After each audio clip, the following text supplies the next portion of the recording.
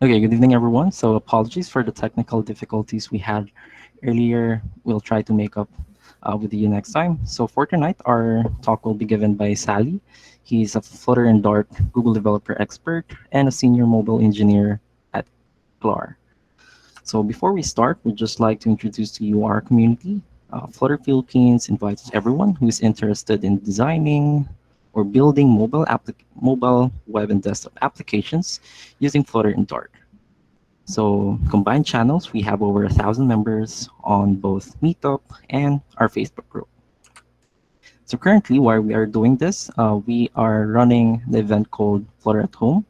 It's a series of learning, prototyping, hackathon challenges in the hope to help everyone get started to use Flutter for their personal projects or use it as part of their work for the companies. So before we start, I just want to let you know that this webinar is recorded and will be published on our YouTube channel. And we're expecting everyone to follow these house rules. First is you have to turn off your camera. Next is turn off your mic to avoid any distractions for both the speakers and other participants. Next is for the Q&A. I know some of you are really keen on getting answers to their questions, but yeah, there's only one tally. So please, we ask you to wait for your turn for your question. And last but not least, respect each other and enjoy the webinar. Okay, that's it from me, Sally.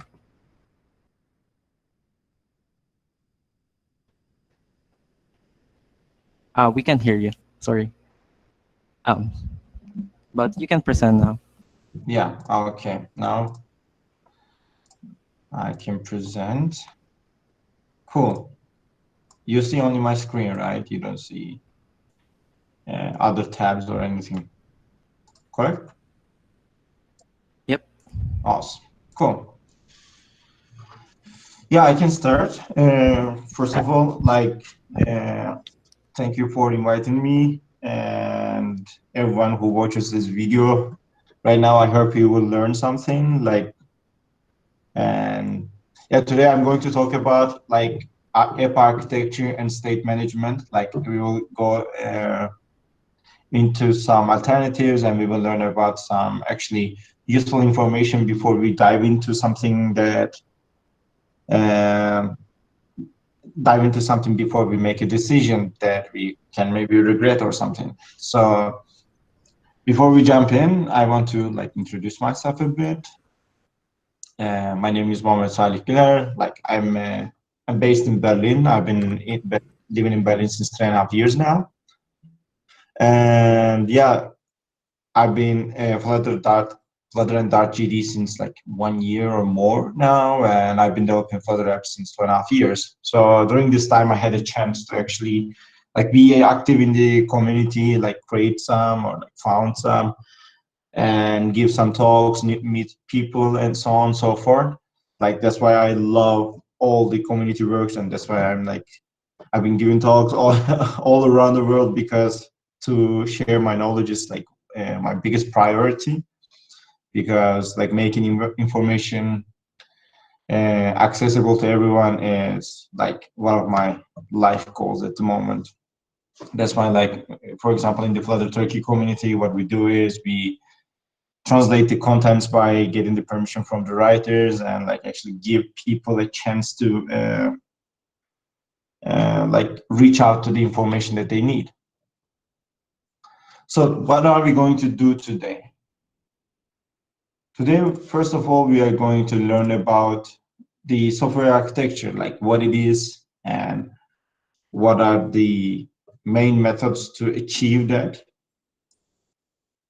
Secondly, we are going to talk about state management, like what is state management, and what are state management approaches.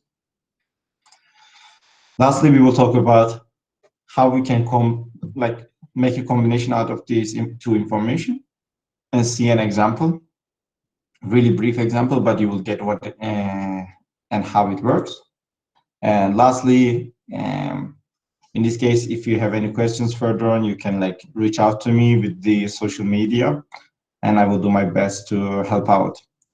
And that's why we will have the Q&A section at the end of everything. If everything is clear, let's continue with the first step, the learning the software architecture part. Like, first of all, as I said, we will learn what is architecture in software. Like, for me, the most important word here is, let me go back, this word here that we see, blueprint. Like, for me, or for most of the people, basically, a software architecture is working as a blueprint of your project. So when someone jumps in, they can follow up with the things going on in your project, and they can have a common understanding about how the system has been designed. So because of this common understanding, you will have like faster approaches to a lot of things, like redoing the for example, if you have a rebranding task, you will see a blueprint and you will know where to change, what to do, and since because of the common understanding, everything will be faster. And that's why this is really important, because maintainability and actually scalability and actually sharing this knowledge is one of the biggest problems in the software world, and you can tackle it with the right software architecture. But how can you achieve software architecture? For doing this, we have some things called architecture patterns. Basically, architecture patterns are reusable solutions that probably we hear around to understand actually how to achieve the goal of having the perfect blueprint for your application. For these, like, you have a lot of different approaches, and according to the field, I'm sure you have heard most of it. So if you're coming from web, I'm sure you have heard about like event-driven approaches, or if you're from the mobile world, I'm sure you heard like layered or monolithic and so on and so forth. And all of like microservices also, if you're coming from the backend world, you heard it, but this doesn't mean that you can't do, for example, microservices in mobile. You can do it. This is the beauty of architecture patterns. But if you want to go deeper in the if you want to go deeper in the architectural approaches, what you need to keep in mind is you can follow the common ways of doing something in the respective platform. And for the mobile, it's mostly going around these four. Basically, the most common, at least for me, the architecture pattern that I have seen is layered architecture. This layered architecture is basically you just like split your application into different layers, like UI layer, data layer, domain layer, so on and so forth, and actually have a communication between these layers. And all of these layers are basically, they have an abstraction over them, so you will not, you will be able to separate these approaches. So this way you can have actually some building block approach to create some things. On the other hand, event-driven is basically you have events, you have event emitters, consumers, and you have channels to send the events. So you can queue those events, and according to what happened in the event, you can just actually make an action out of it.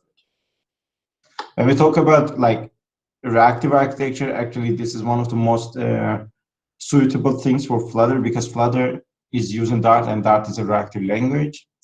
And with the reactive architecture, basically you can follow the reactive programming paradigms and actually have some approach, like for example, using different software architecture patterns like observable patterns and so on to use streams and have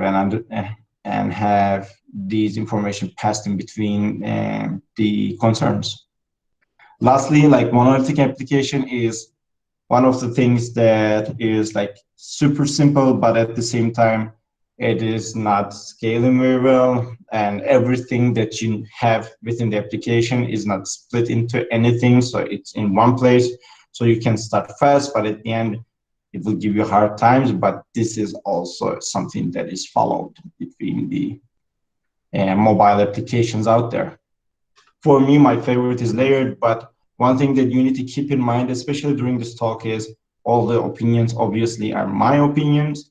If you want to have your opinion, just listen to what I say before and try to grasp one or two things make sense to you and actually pick the one that is suitable for you the most. But how to pick an architecture pattern, right? Actually, it goes into like multiple steps. Like, first of all, your architecture pattern should give at least the basis information and analysis about how you built your application.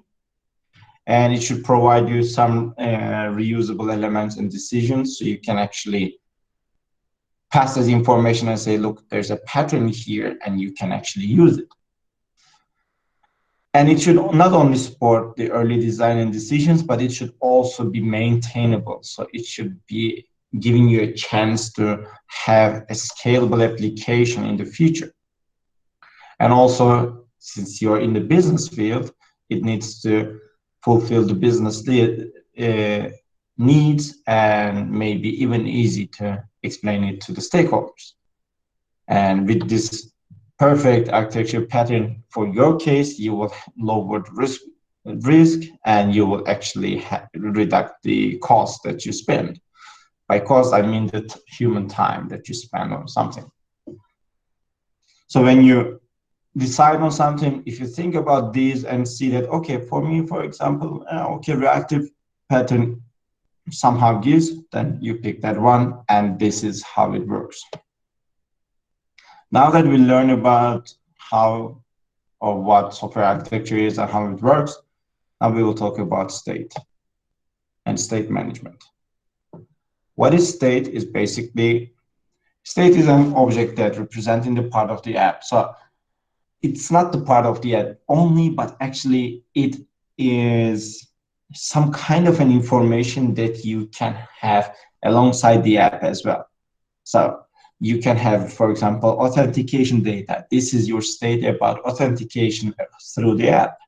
But you can have an information in some text in the screen that is a state for that text in that screen. So this is basically an information that you have within the app, either in a part of it or along the whole app. What I mean with this, there are two types of state actually out there. One of them is app state, which is, as I said, like something that affected the whole app and needs to be passed through the app.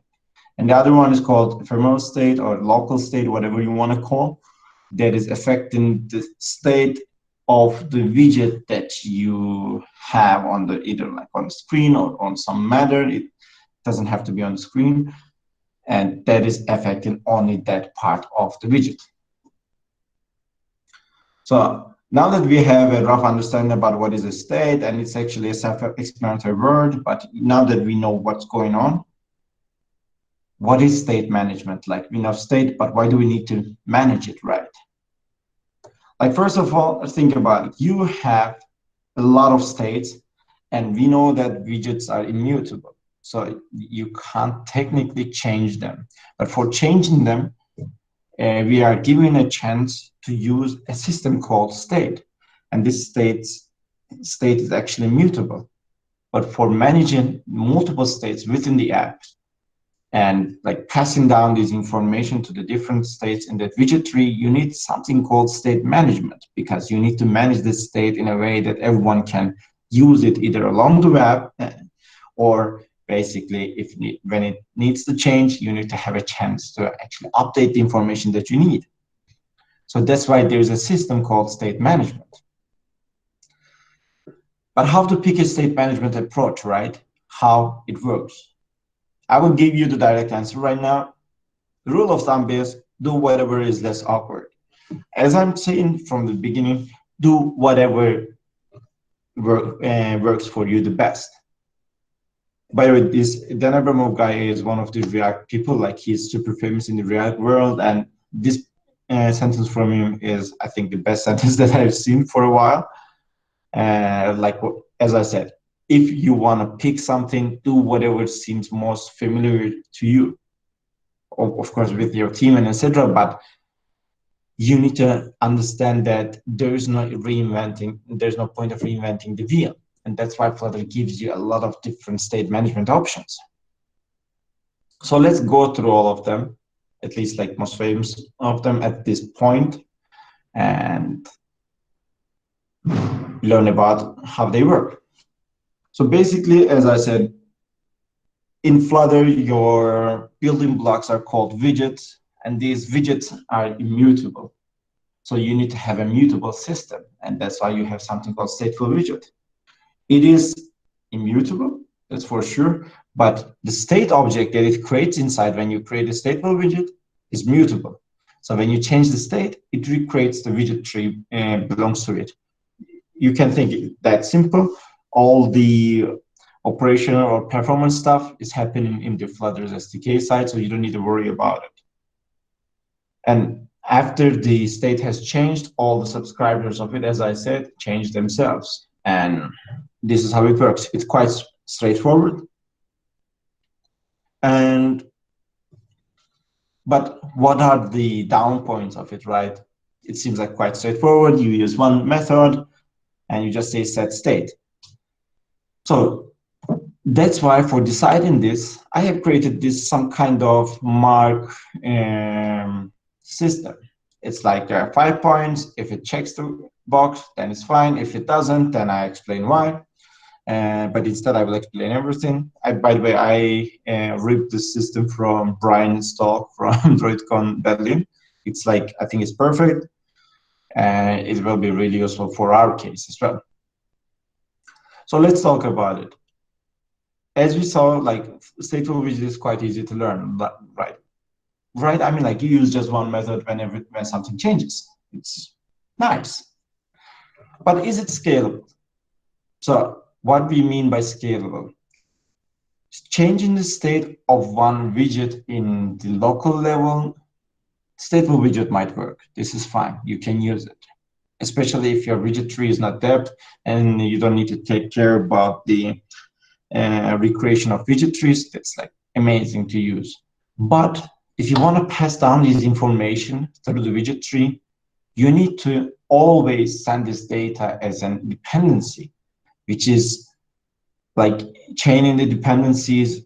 It's not something that we would like to do. That's why we have dependency injection approaches to handle these for us, to actually have a clearer and testable approaches. And there's a microphone. Cool.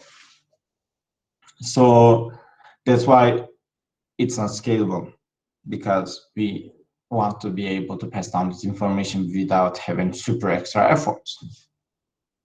Is it platform independent? What I mean by this, platform independent means if you write pure Dart code, can you able to achieve this? The answer is no, because this is highly dependent on the Flutter's ecosystem. So for example, if you want to use this, you can't use it in Angular Dart. Is it easy to implement? Yes, because you just use one simple method to call and that's it. And as I say, easy to learn and easy to implement are two different things for me, and this is my marking mechanism. So if you find it confusing, I'm sorry. And lastly, I want to talk about testability. Testability is not a problem in Flutter. So like you will see that testability will be checked in all of the approaches, because you have 3 different ways of testing something. You have unit testing, you have instrumented test, and you have widget test. So if you have something platform dependent, you can use widget test and instrumented test to basically create and mock the behavior. If it's pure Dart, you already have the unit testing approach, so you can use it directly. It's perfect. Cool. But as I said, this wasn't enough, and Flutter team knew it as well. And that's why they had something called inherited widget and inherited model. It is basically a widget that can be used to push down information in the widget tree. And it would just So the child widget will ask for a certain type of information, and the inherited widget will bring back the first information that is available in the widget tree. And when this head changes, the consumer of this widget will recreate itself, and it will actually show the related information. But for this one, you need to implement, some method like this, which is quite long. And that's why there is a common pattern. So let me show you that. We'll come back to this. See, you have something called, like, for example, this frog color is an inherited widget. So basically it has a color field. And when there is a change in the color, it will notify the child. And the pattern or the the approach that I was talking about is this off static method. I'm sure if you have developed with Flutter, you have seen like theme.off or media query.off. So basically, with this approach, you don't need to write this long method all the time. You just need to call frogcolor.off with the context, and context is basically your address in the widget tree, and it will go up in the widget tree to get the first available information with the frog color and bring back to you. So this is how it works. So when we go back to the nothing mechanism, we can see that yes, it is somehow easy to learn. Like we can understand how inherited widget works. And now we fix the problem to pass down information in the widget tree. So that is also another win for us. But still, this is part of the platform. This is part of the Flutter. This is not a must, but I just want to give you an option that you can have. Like if you want to make a website with Angular Dart and share some business logic, you can do it. But with this, it's not possible. Is it easy to implement? Unfortunately not. By easy to implement, what I mean is, as I said, like it requires so many extra work to do. Like this is just a simple frog color example, but when it gets more complex, it will get even more complex. You need to implement other things like inherited models and so on and so forth. And this is not the best approach. It is an approach, but it's not the best approach. And once more, testability is not a problem.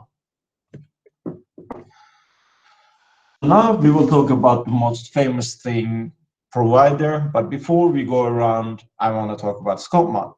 Scope model is basically created by Brian Egan, and it was in the Fuchsia code base. Fuchsia is the operating system, new operating system from Google that they're working on right now. And it's like, if you haven't heard about it, please check it out. That's why we have even higher hopes for Flutter. And it's basically a wraparound inherited widget to make things easier for you. But scope model had some also problems because scope model itself was not so easy to, like there were some points that you needed to depend on a certain type of an object. You can't just pass down any information that you want. And this was obvious, and that's why Remy started to work on a new package called Provider. Basically, it's a scope model on steroids, we might say.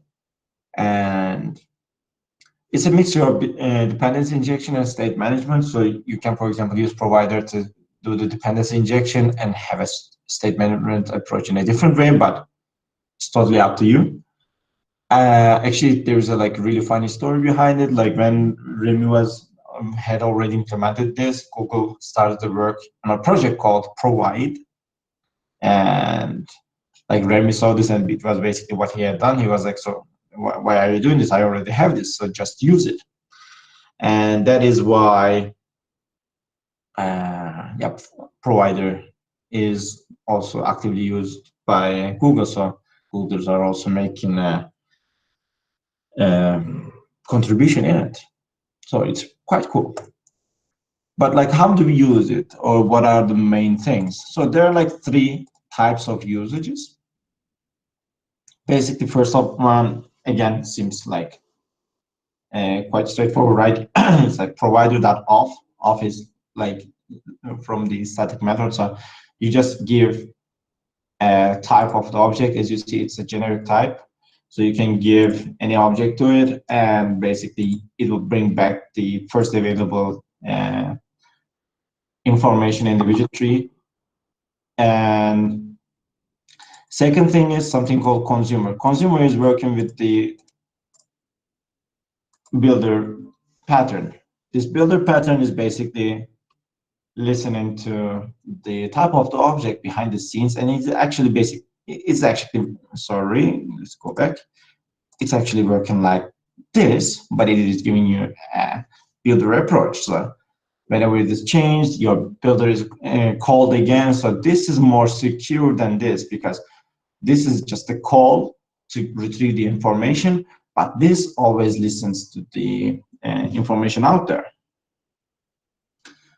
About the selector, sometimes you don't want to recreate your widget all the time, because like each time that is changed, it is like giving you a pain. So for this, you can have a selector. What selector does is you can give it a condition, and you can say, if this condition is true, do not recreate the widget tree. It also accepts a child, so you can even like uh, have some parts that are not recreated again like it is in animated builder. So with this selector, you can actually have a better approach and better performance. So let's talk about mainly provider here. So provider is easy to learn. There's like really nice documentation. One thing I really like about Remy is he writes a lot of documentation. It is scalable. It makes a lot of things easier. It is right now platform independent, but I saw that he's rewriting provider right now to make it platform independent, which will be crazy. So maybe we can check it out in the future. And provider is easy to implement. As I said, like there are three concepts that you need to go around. And once you learn them, you can actually have a really nice approach. And again, testability is not a problem at all. So Redux is for me the bad boy of this data management, because for me it was, I only used it in my first project and I had the worst experience with it, because for me Redux was, I don't know why, but it was hard to implement. But if you're coming from web world, I'm sure that you already use like Redux, and knowing that you have this option, I think is quite useful. So Redux is basically an architecture pattern that is giving you a chance to have a unidirectional data flow. How it works is like quite straightforward. First, there is a store, and store holds the state information. And everything happens, every event happens is an action. An action is dispatched in a reducer. And when the reducer updates the store, I mean your state, then your state is recreating the view. This is how things work. Like there is some kind of a circle behavior, and you have the store is waiting for changes in the reducer, and action changes the reducer. Reducer says that, okay, I have changed to the store, and you have an option to actually update the view. Good thing about Redux is there is a Flutter package as well, but there is a Dart package which can be used as a platform independent approach, which is quite nice. So you can use it in Angular Dart or whatever approach you have. Why did I say it's not easy to learn? Because it wasn't easy to learn for me. It doesn't mean that it should be hard to learn for you as well, but it wasn't easy to learn for me because it was my first project. Redux was a bit sloppily implemented in the project, so that's why I had some hard times to learn. It is scalable. You can pass down any information or like any state in any place. Once you learn it, the logic is quite simple again. Like you need to understand how the action stores and reducers work, and all of a sudden you can implement it.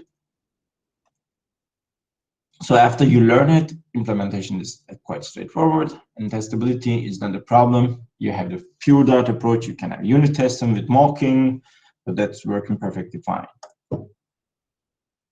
I want to talk about Mobix and Block in the last two. So Mobix is the state management library. Again, if you're coming from web, that you are probably aware of it. It uses the reactive approach and takes advantage of Dart's reactive paradigms, which is quite amazing. Basically, it works in three different concepts. It works on three different concepts: observables, actions, and reactions. And yeah, like that version is developed by another GDE, Pavan Podilla. But yeah, right now it works quite nice, and it's also open source. You can check it out. So basically, we talked about like observables, actions, and reactions. Observables are basically the values that you can observe. Actions are like in Redux. Actions are the operations happening in your widget or in your application. And reaction is basically the listening part happening in your application. But you would ask, why do we have observers? Actually, Mobex has also a Flutter package to make things easier. So you can have like consumer, you can have a listening to variables, and when it's recreated, you can actually have a builder method to take care of it. And that's why you have an observer here. This observer is listening to observable, and when this observable changes after an action, it just updates the value. So for me, Mobex checked out all the necessary boxes. It was easy to learn. There's a nice documentation around it. It is scalable. You can actually put this into different architecture patterns. It's in the platform independent. It was easy to implement, and it is testable. Lastly, I want to talk about the block. Block was, I think, the most misunderstood concept of Flutter, because block and Rx, like, I mean, as I said, Dart is already a reactive language. You don't need Rx, but if you know Rx, there is a package for Rx Dart, and you can just use it to have a simpler approach. This was so easy for me because I knew Rx Java, and coming to Rx Dart, knowing the keywords helped me a lot. And basically, business logic components is like actually having MVVM around everywhere. So you have a business logic doing your operations and passing down the information via using streams. It sounds quite nice.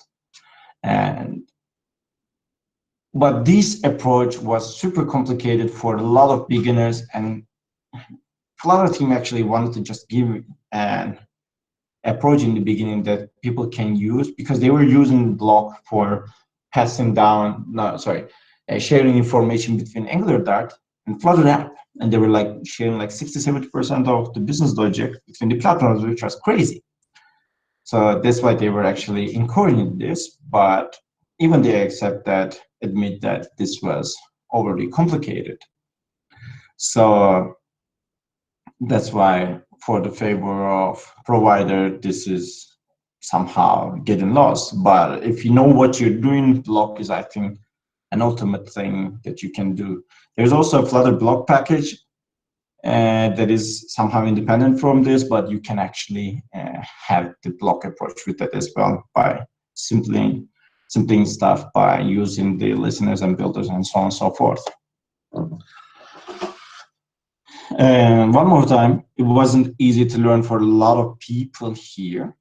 So that's why it's not easy to learn. It is scalable, it is platform independent, as I said, like AdWords app, and like there are some open source projects that use them directly in different like Angular Dart and Dart projects. It is easy to implement, yes. After you learn it, the logic is quite straightforward, but learning is not easy. And testability is directly there. Like you can use, again, unit testing to be able to test out what you have. Cool. Now that we learned, let's do a combination of these informations. Pick an architecture pattern and state management. For the architecture pattern, I use layer pattern because layer pattern is one of the most common ones, and I think because of the like separation here, I really like it, and you can have some decent understanding between the layers. Like I just gave like three informative layers here. You have UI layer here, which is representing only your UI. Domain layer here, domain layer is just doing your operations here, and data layer is providing the data here. You can use this layered approach with blocks. For example, you can have streams in between the layers here, and you can just pass down information. But in this example, we are going to be using MobX.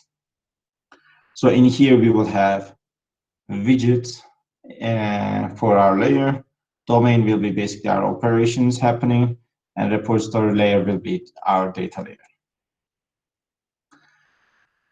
One more time explaining, UI layer is and should only keep the UI related things. It should not do any operation. It just shows the information that is there.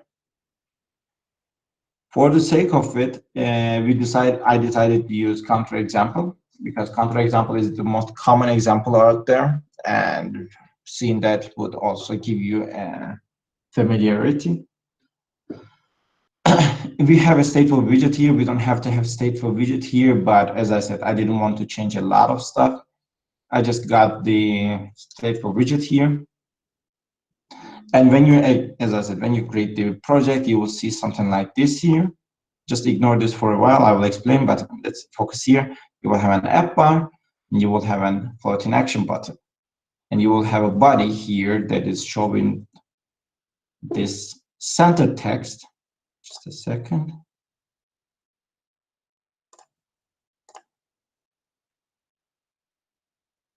Okay. And if you see it here, you have a center text here with some information to be shown. So let's go back. The counter will be our class to make these operations for us. And this counter will hold all the information, and this will be our domain layer, which will be doing only the, as I said, operations for us. So counter has an increment method to do the incrementation here. And counter also has a value. It's an observable value, which is listened by an observer. And this observer comes from, as I said, MobX's Flutter package. And we have talked about this. The domain layer will be using MobX stores. Basically, store is the, first store is the logic that is there to keep your domain layer information, but it's not, only layered information, but it doesn't have to be domain layer. It can be used in data layer as well, or whatever you have. It will work as your business logic part, and it can be independent from the ecosystem, but since we are using observables here, I'm just using the Flutter MobX, but you don't have to use it. But how do we create a MobX store? So basically the store is creating an action here. This action is called increment. And increment is basically a function that is just increasing the value by 1. And the value here is an observable. And we just expose the value that is listened here. So we are not like exposing everything here. All the operations and all the operator parts are independent from what user sees. So we have a nice abstraction here, but you must be asking, but Salih, you said MobX is easy to implement. Why do we make all of these bottleneck work? Actually, you don't need to, because MobX has a code generation system for you for your stores. You can take advantage of the annotations. So you will have a value which will be observing, which will be stating that this value is observable. If you have methods that are actions, you can say that this is an action. And after this, you can just get this abstract class and actually create another class with the abstract class by the generated code here as it's mixing. And if right now we don't have a data layer to provide us some information from an information point of view, for example. But if we had a background operation happening, we could have used the data layer, and this could have used the repository approach to basically pass down information to us. So let's make a wrap up and conclusion. Picking an architecture pattern and state management depends on your experience and your background.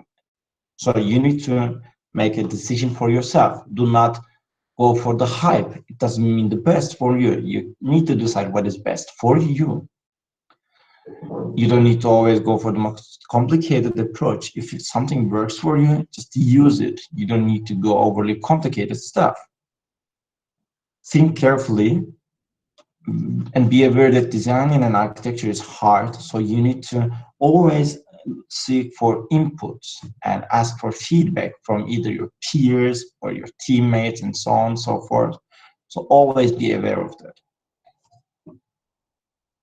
And like after you go through everything, I'm sure you will have the best approach. So we have talked about what software architecture is, talked about some patterns that are out there for mobile. Then we talked about what is state management approaches that we have in Flutter.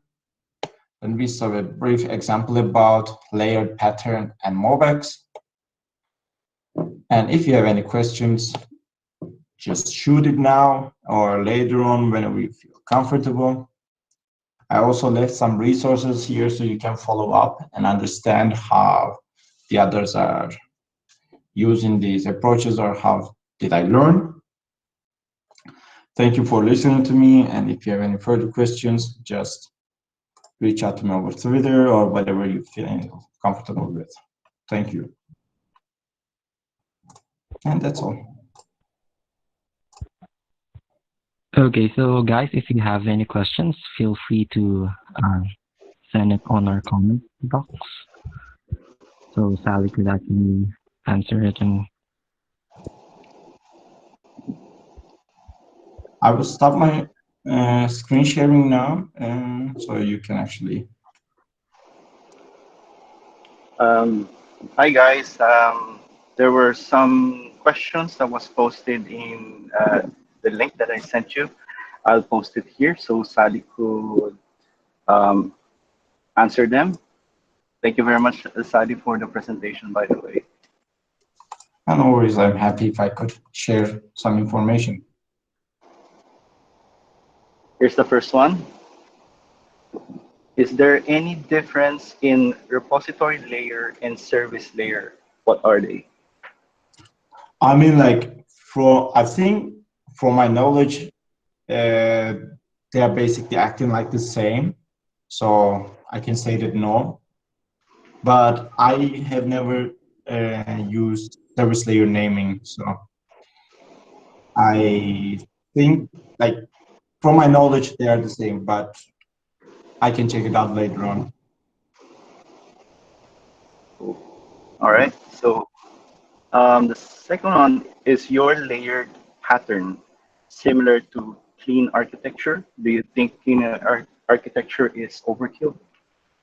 I think like we need to understand that architecture patterns combine everything and creates an architecture. So layered pattern is a way to be able to achieve clean architecture. For me, there are a lot of different, let's put it this way. I think clean architecture, depending on your experience and your project, it is useful. But what I talked about was not the clean architecture. I just talked about layer pattern, which basically you split into the layers, because clean architecture doesn't mean that you just split into the layers. You need to make a lot of arrangements about how you pass down the information, because in the layered pattern, as you see, we have used also a lot of observable pattern approaches, but with the clean architecture, the messaging paradigm works in a different way. So To answer your question, my layered pattern was not the clean architecture. I don't think that with the right use case and right experience, clean architecture is an overkill. But for the sake of y- your experience, if you don't have the experience, there is no point for just jumping into the clean architecture, because clean architecture is something that is changing. So if you want to read it, just read the Uncle Bob's book, and whatever you read besides that will be basically your uh, problem. Sorry, it will be basically causing you some problem. So uh, there's no point of just uh, using it for the sake of using. That's all I can say. All right. Um, okay. There's this one question that was voted to likes. So, is Redux good for state management? If I have knowledge of React Redux, is it in par with Mobex? I mean, like, there is one thing that I'm going to say one more time. If you know Redux and if you have Redux experience, just use the Redux. There is no, like, this was mainly what I was saying. There is no point of reinventing the wheel. If you know something, if you want to use it, if you can use it, just use it there. And if you know React Redux, it's exactly working like the same, like no difference.